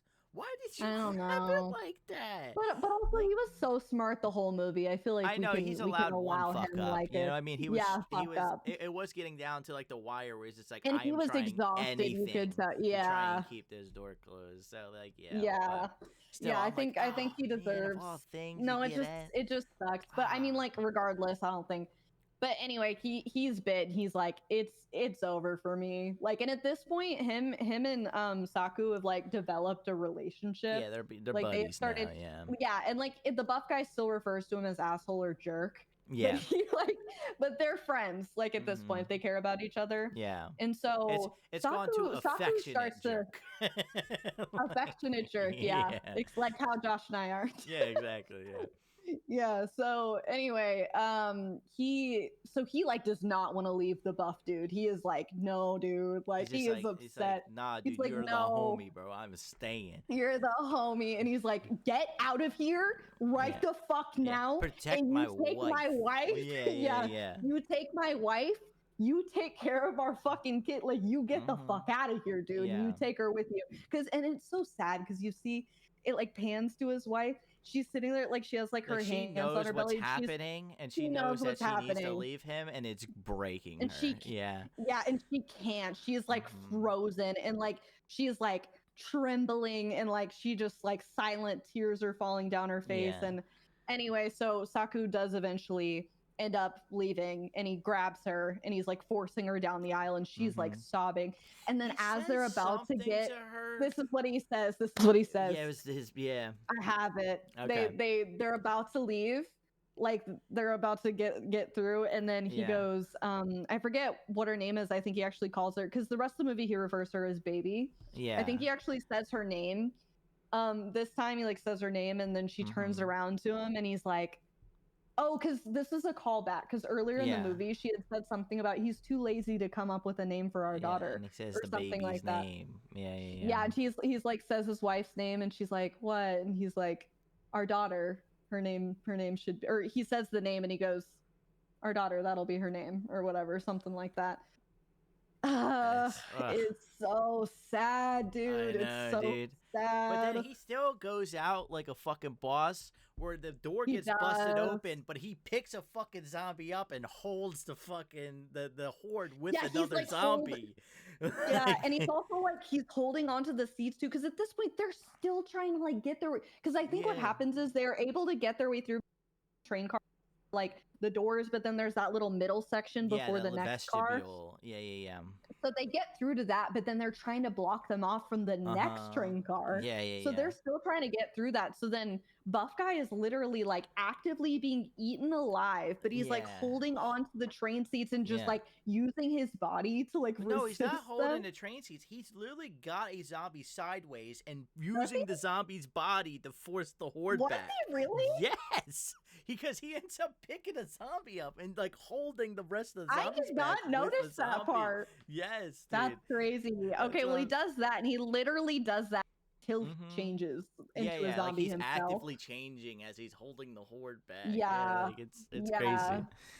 It's crazy, but they do eventually get through. And then I'm gonna double check really fast to make sure I don't skip any of my notes.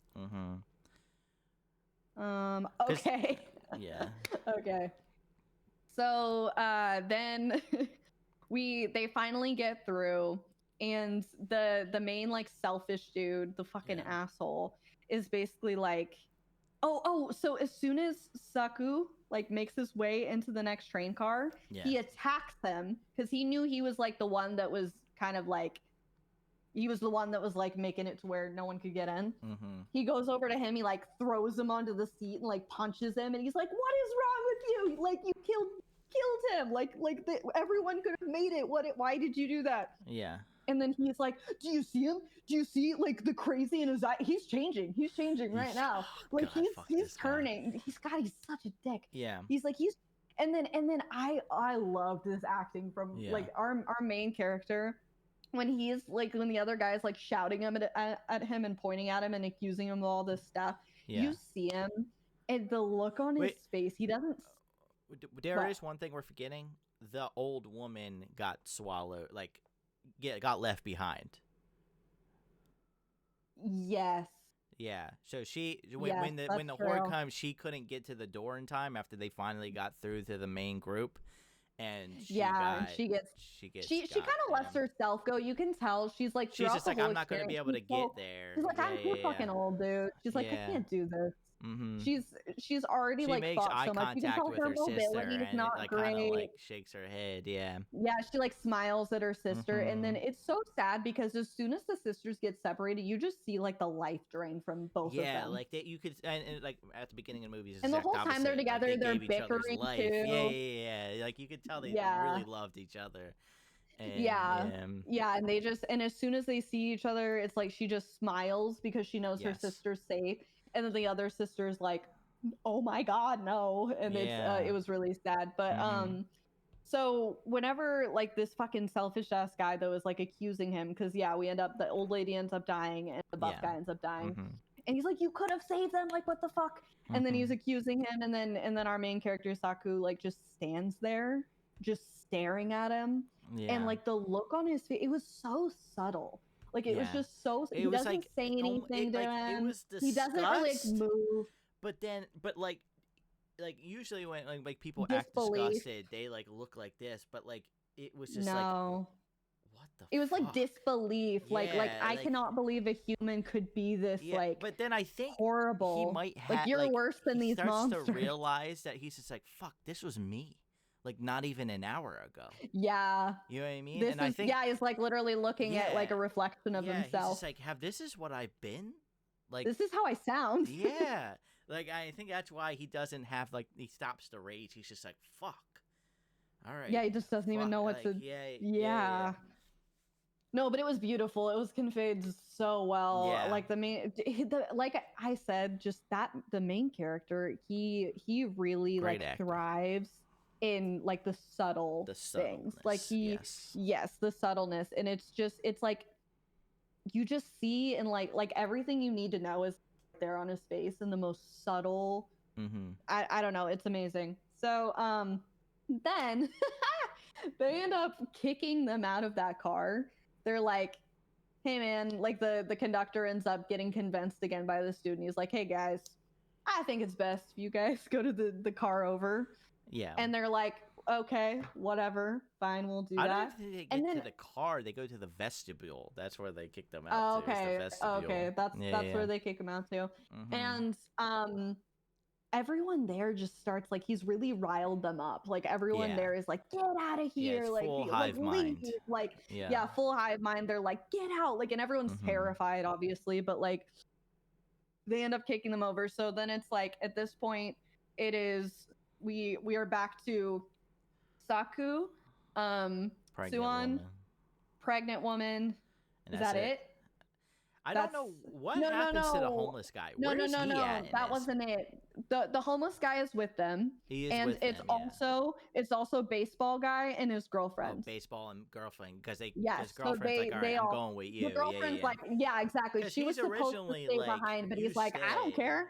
Yeah. She's like, no, I want to be with you. Yeah. Yeah.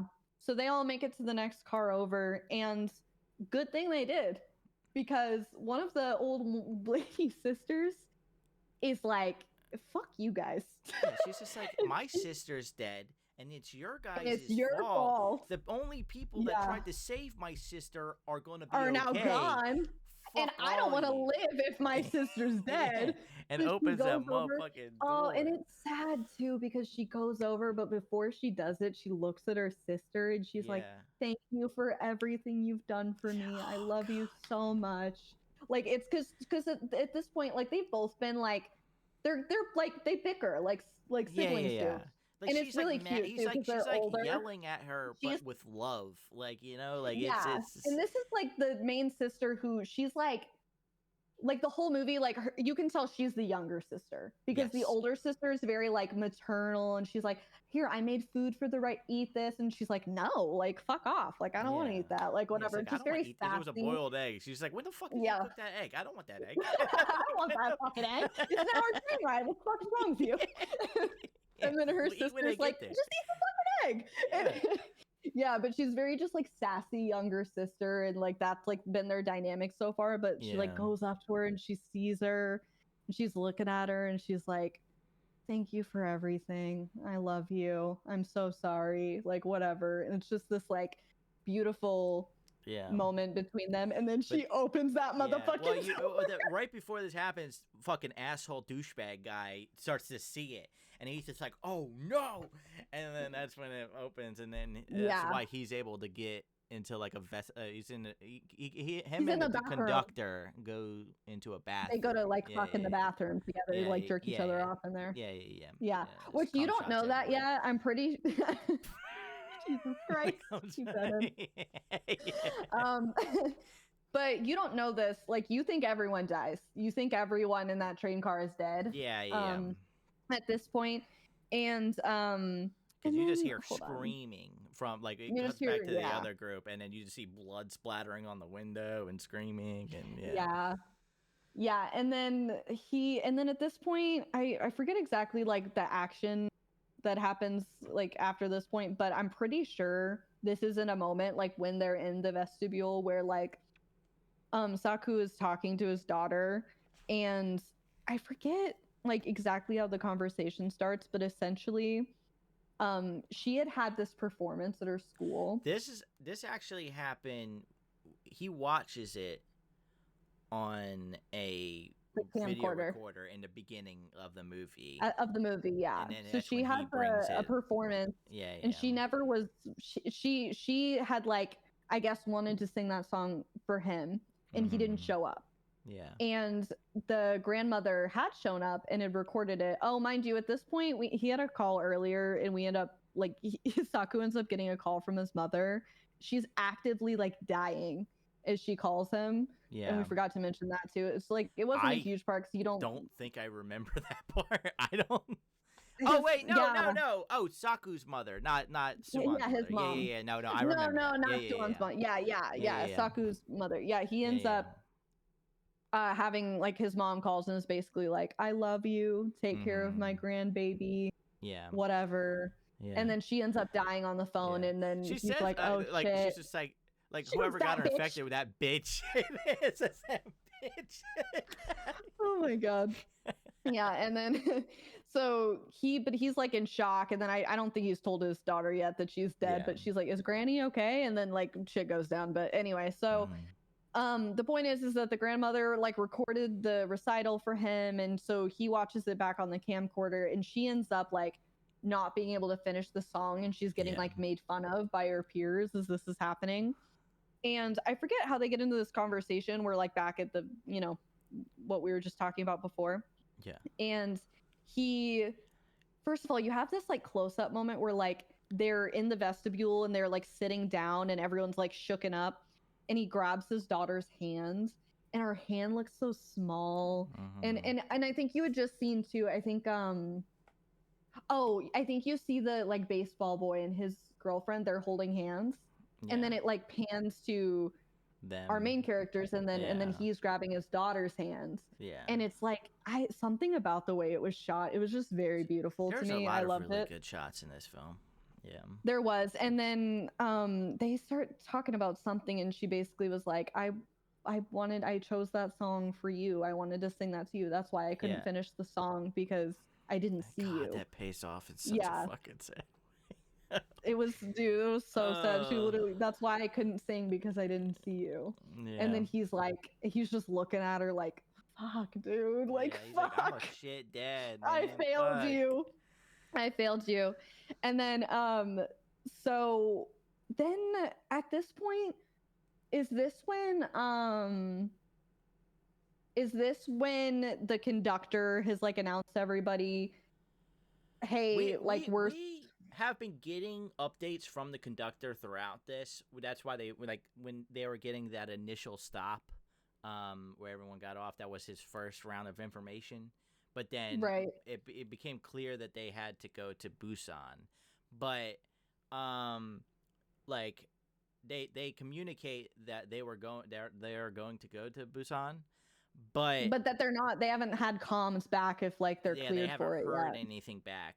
But then they end up with there's a derailed train on the track that they're on, so that they have to switch trains. That's what happens, right? Yeah. And then the conductor like has to like emergency stop the train because there's a crashed one ahead, and he's like, okay, he like announces, he's like, okay, I'm gonna go get another train. This is where it's gonna be. Far left track, yeah.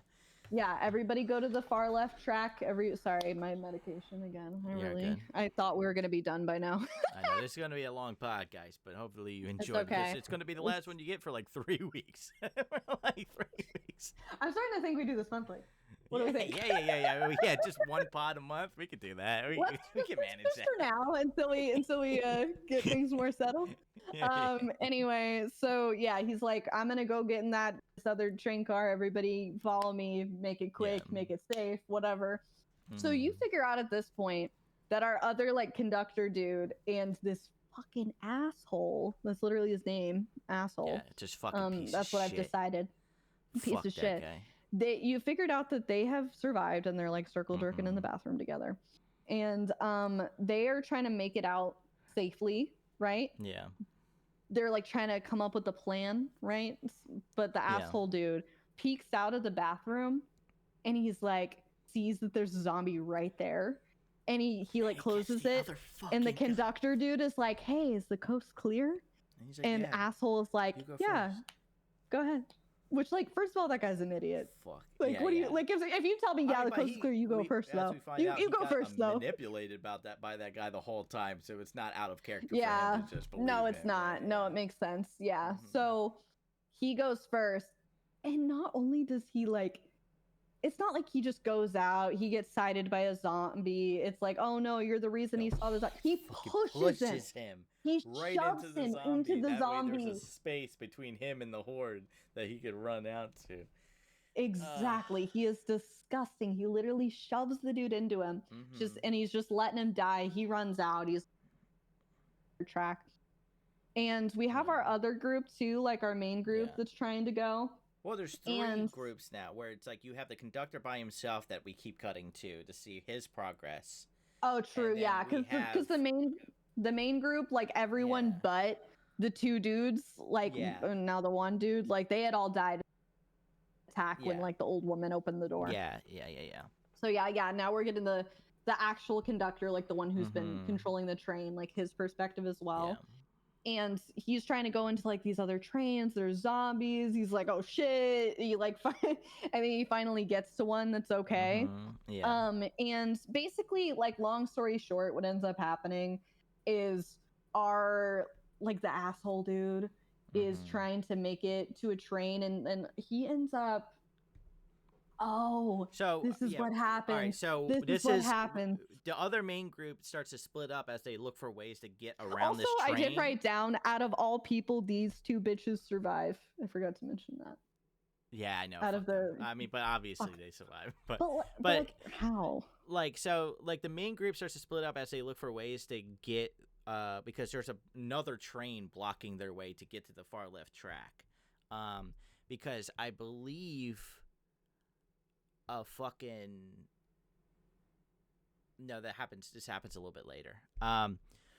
So the baseball boy and girl find a path through, but the door won't open. And fucking asshole piece of shit guy sees where they went and goes to follow them through. And because isn't he getting chased by zombies at this point? Yeah, he's getting chased by zombies because, like, you know, he literally alerted the zombies to where the fuck he was. So he's getting actively chased by the horse from the horde from the other train, and he leads them right to the guy, the baseball boy and girl, and he throws the girl at the zombie, and, like, you know, baseball boy's like, oh fuck, I gotta save her, gets the zombie away from her, and then he's just crying with her in his arms, holding her, and she's actively just, like, turning. convulsing. Yeah. And this fucking asshole has already gotten away. Yeah. And baseball boy just accepts his fate. He's like, I don't want to do this anymore. I just watched all of my friends die right in front of me. Yeah. Now this girl's dead. I've literally lost everything. So he's just like, she's just convulsing in his arms. He's sobbing. And then she fully changes and just immediately, like, attacks him. He just lets her. The sudden, like, stillness to, like, launching on his neck, and he's still sobbing as, like, she's eating him. And it's like, oh god, it's just fucking heartbreaking. So sad, dude. God. No, like, you can tell he could have gotten out of that situation, and he just chose not to. Yeah. He was like, fuck this shit, I'm done. And then the worst fucking part is you got like, when this is all starting to go down, you got Siu and Suwon and the pregnant lady and the homeless dude. Are you talking about Saku? Saku. Fuck, I keep fucking this dude's name. Saku, Suwon, and homeless dude. I'm pretty sure I'm saying it wrong too, but they are on another part of the track, and then a fucking flaming engine comes through and crashes into the trains and causes them to collide together, and they get stuck between a train that's about to crush them and like the train that's behind them, and then the fucking train that's above them is filled with zombies. So, like, and they all are on the glass, just like banging, trying to get to them. And then meanwhile, we're cutting back to fucking asshole piece of shit who gets onto the engine with the conductor and throws the conductor to the fucking zombies, because basically, like the conductor's like, hey, like, I will save you.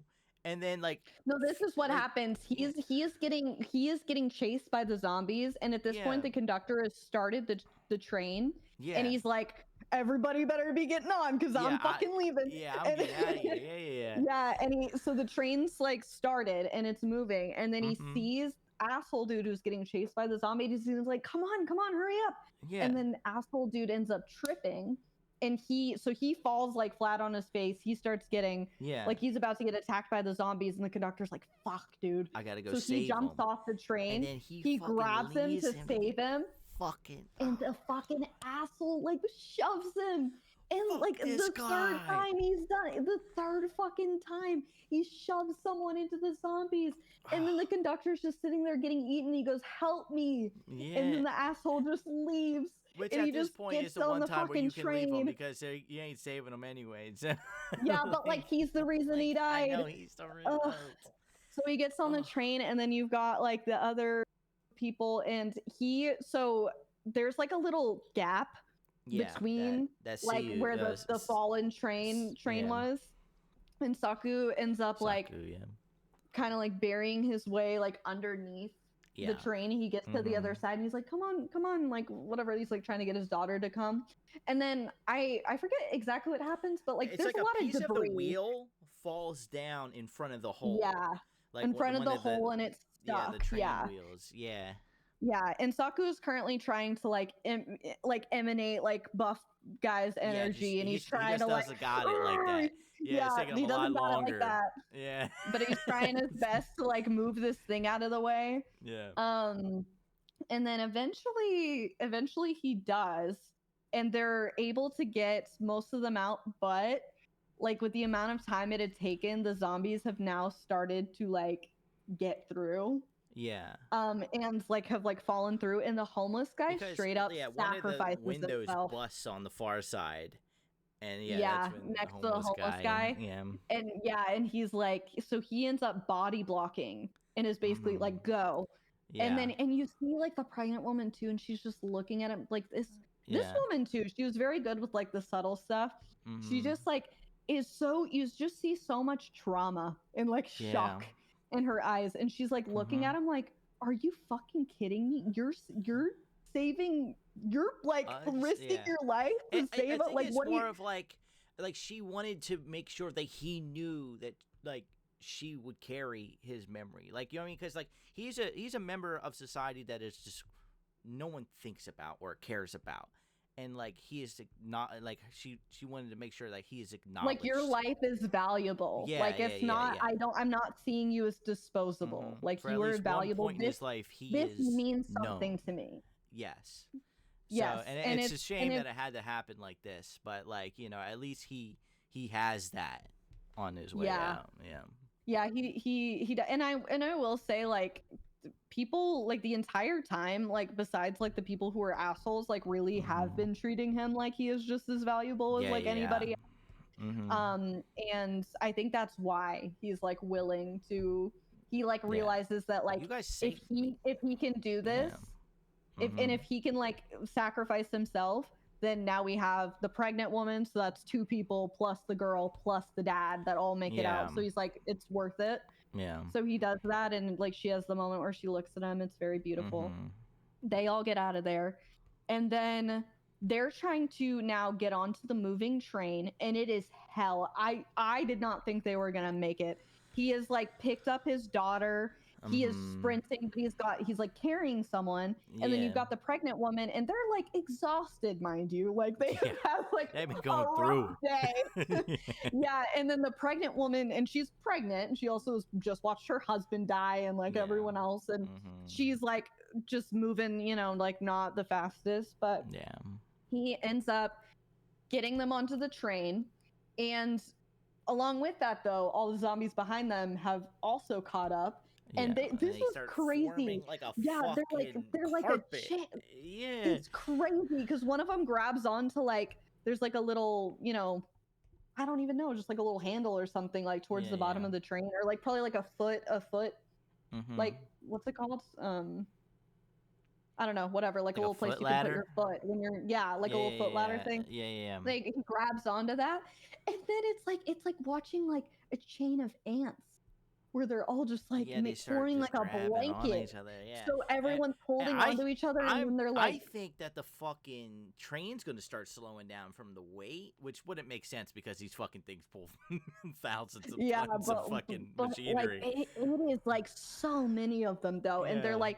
they're all trying to like climb on top of each And other to like all he to has get is a to them. bat, and he's just trying to smack their hands from to let No, go. he started to use his foot. Foot, He literally yeah, his he like foot, yeah. climbs down a little bit to where he could reach where they're holding on to, and he's just stepping on them. And then they like finally get them off. Yeah. They get on the train. They're like, "Oh my god, we did it!" They go Yeah. to like where the to Wyke. They go to White, like the they go to Wyke. They widowy. They widowy go.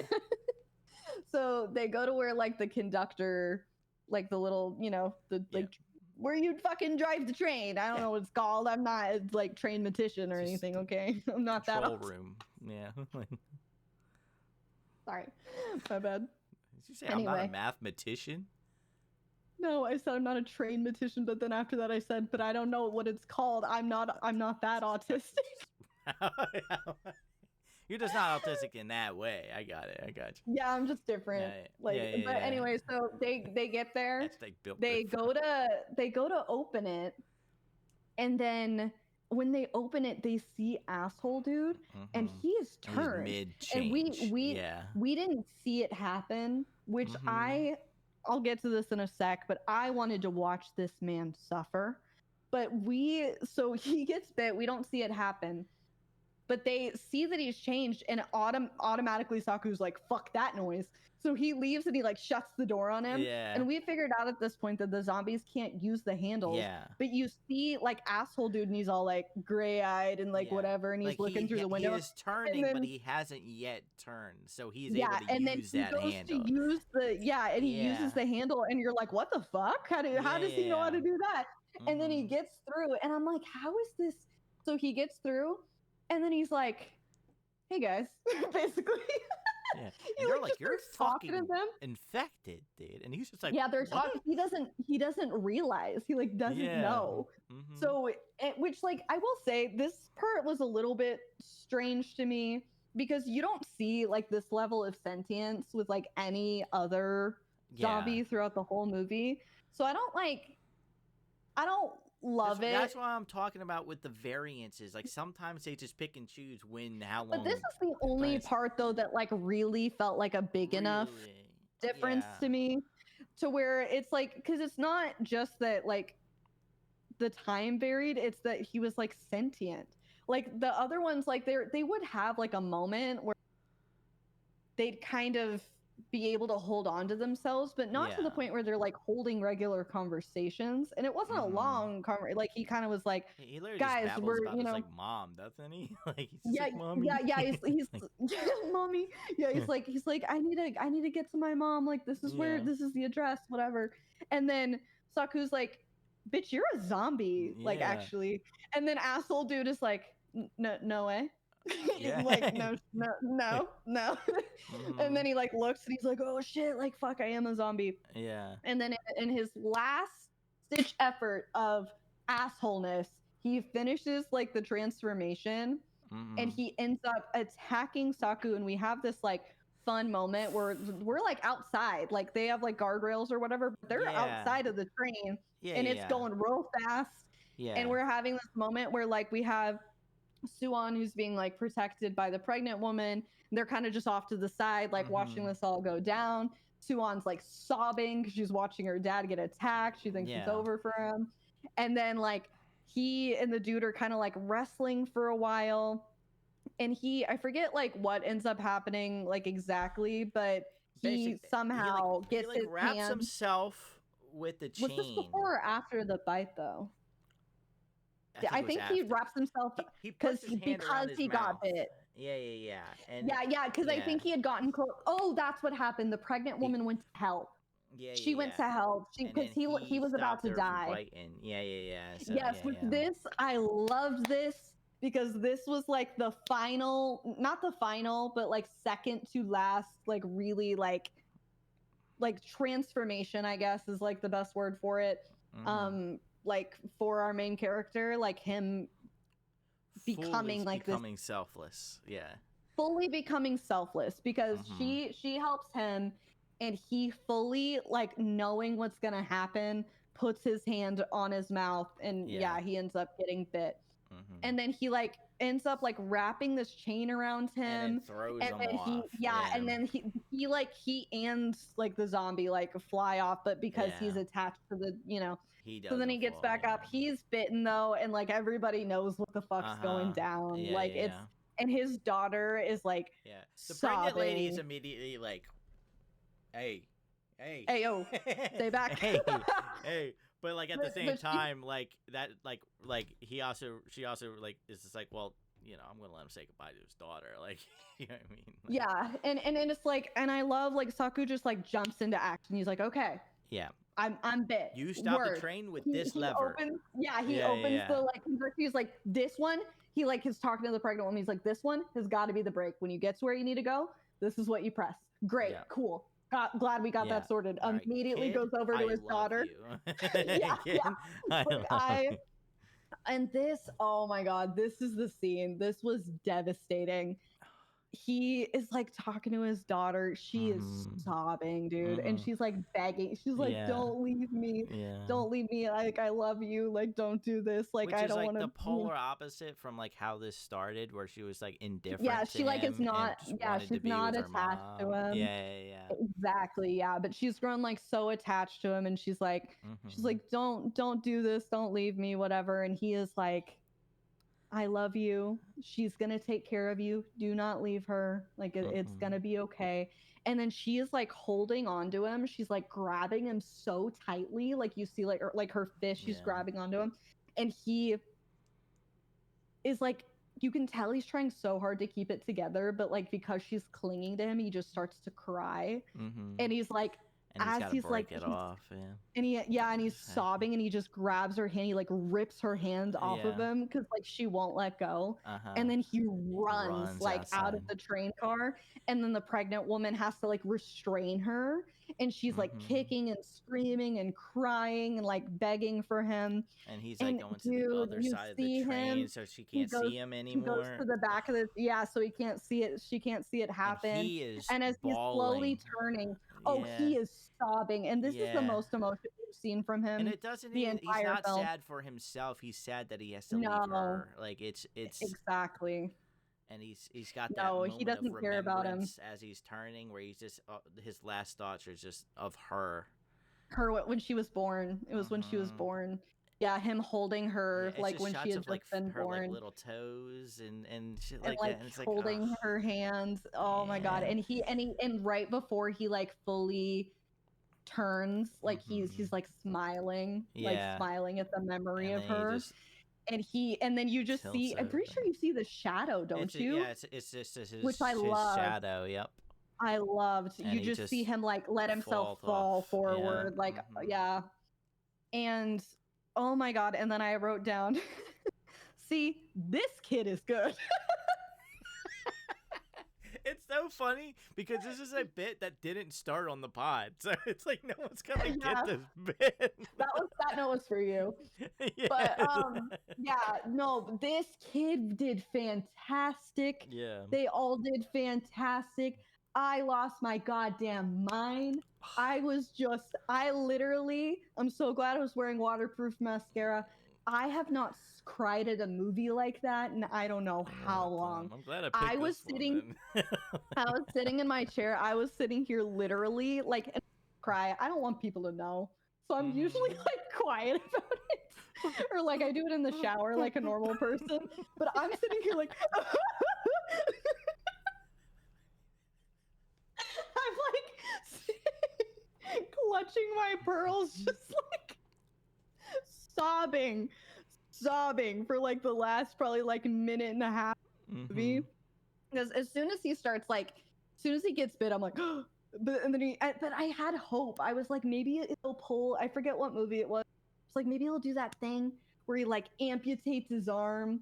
And then they like tie it off, because I was so sure this dude was gonna make it. I still held out hope. That you turn so fast that it just wouldn't exactly. matter. Yeah. But I was so in denial. I was just I was like, maybe like have it run over by the train. And not only that, but it's the asshole that bit him.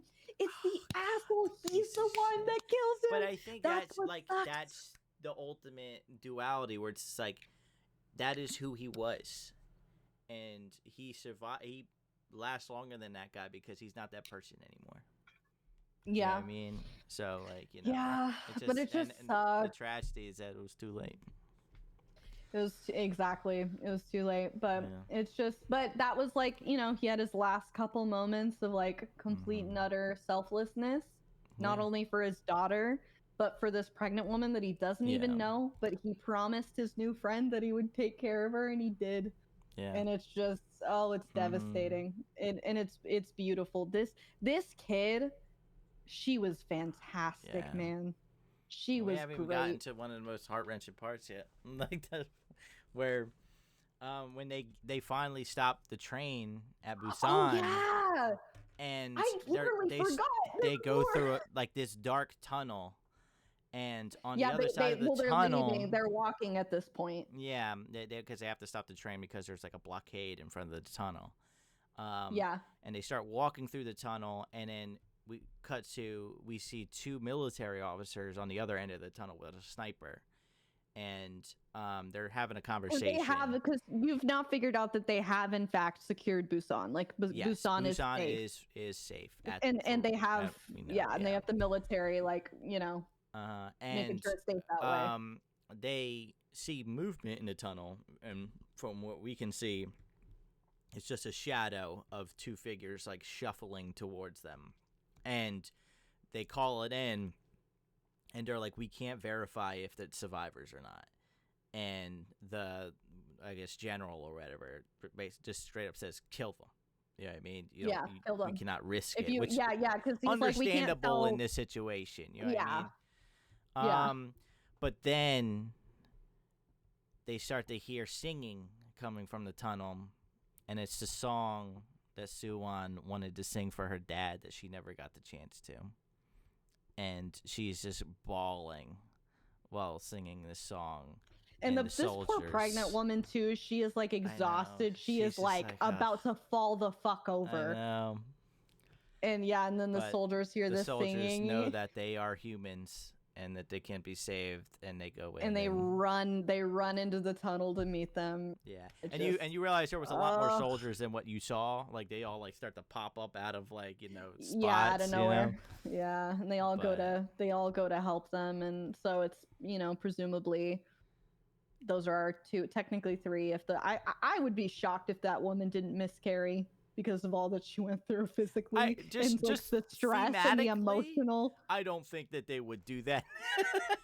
No, but like I'm just saying, in that situation, in real life, probably. I would be shocked if that woman didn't miscarry. But anyway, so presumably these are our technically three survivors.